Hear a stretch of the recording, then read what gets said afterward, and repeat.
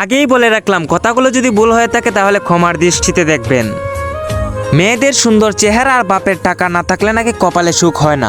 শ্বশুর বাড়িতে মেয়েদের কোনো দামই থাকে না। নিজের থেকে নিচু স্ট্যাটাসের ছেলেকে বিয়ে করলে নাকি সুখী হওয়া যায়। আমার দেখা এক আপুর বাবার অনেক টাকা, আবার সুন্দরীদের ভেতরে গণনা করলে লাখে একজন হবে, তারপরেও গরিব স্বামীর কাছে অবহেলিত, নির্যাতিত। এত সুন্দর সব দিক পারফেক্ট বউ রেখেও পরকীয়া করে বেড়ায়। এত সাপোর্টিভ বউ যে তার শূন্য পকেটে পাশে থেকে প্রতিষ্ঠিত করে দিছে, যখন ফকির ছেলেটার পরিবার অবধি পাশে ছিল না। আর এই স্ত্রীর উপর এইভাবে জুলুম করছে।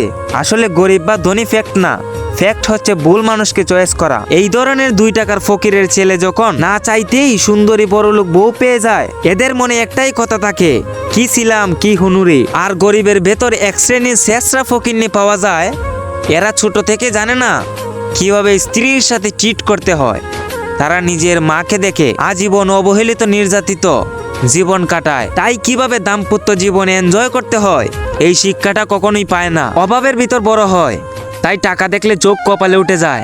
মেয়েদের একটা কথাই বলবো, আবেগে গা ভাসানো উচিত নয়। মেয়েদের চেহারা কিংবা বাপের টাকা লাগে না, জাস্ট ভাগ্য সুন্দর হওয়া জরুরি। কারণ মেয়েরা যদি এঞ্জেলিনাও হয় তবুও এক শ্রেণীর মানুষের কাছে জরি না।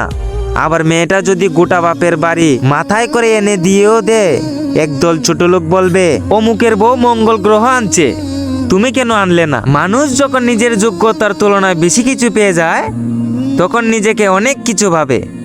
যুগ যুগ ধরে এটাই হয়ে আসছে।